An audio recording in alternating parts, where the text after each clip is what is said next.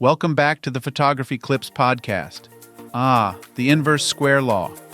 No, it's not the latest Netflix thriller, though it could very well be the title of a photographer's journey to mastering the art of light and shadow.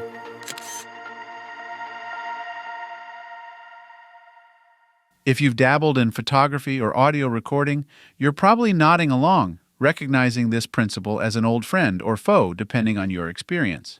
But today, let's take a stroll down the less-trodden path and explore how this fascinating law applies not just to lighting, but to the optical quality of our beloved images. First, a quick refresher for those who might have been snoozing during physics class. The inverse square law tells us that a light's intensity decreases proportionally to the square of the distance from its source.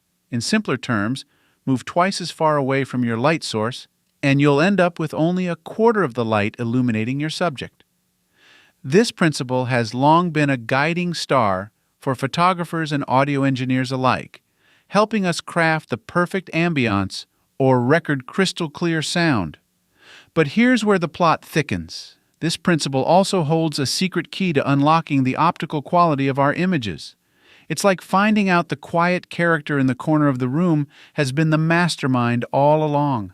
Move twice as far away from your subject, and suddenly they shrink to a quarter of their size in your frame. And here's the kicker: zoom in to double the focal length, and bam!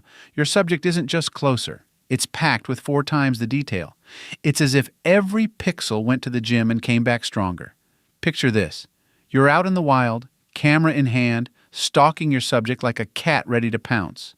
But instead of creeping closer, you take a step back, zoom in, and watch as the world in your viewfinder transforms. It's a dance of distance and detail, a ballet performed with a lens and a steady hand. This isn't just photography, it's optical alchemy, turning the mundane into the magnificent with a twist of your zoom ring. Let me share a little secret from my treasure trove of personal anecdotes. There was once a time when I believed getting closer was always the answer. If the image isn't good enough, you're not close enough, I would tell myself. But then came the day I applied the inverse square law to my zoom lens, and lo and behold, the scales fell from my eyes. I was photographing a squirrel, a creature as skittish as they come. Instead of inching closer, I stepped back, zoomed in, and captured a portrait so detailed I could count every whisker. The squirrel, undisturbed, continued its nutty feast, and I walked away with a cool photo. So, what's the moral of this photographic tale?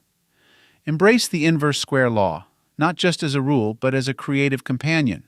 It reminds us that sometimes stepping back and looking at the bigger picture, quite literally, can reveal the finest details. Whether you're capturing the delicate veins of a leaf or the wrinkles etched on a weathered face, this principle is your passport to a world of optical excellence. Now I pass the torch to you, fellow photographers. Venture forth with this knowledge and let the inverse square law be your guide. Experiment with distance and focal length, and watch as your images transform before your very eyes. Remember, in the vast universe of photography, there are still countless secrets waiting to be discovered. Let's keep pushing the boundaries, zooming in on the details that make each shot a window to a new world. So, grab your camera and let the adventure begin. Who knows what hidden details await captured through your lens?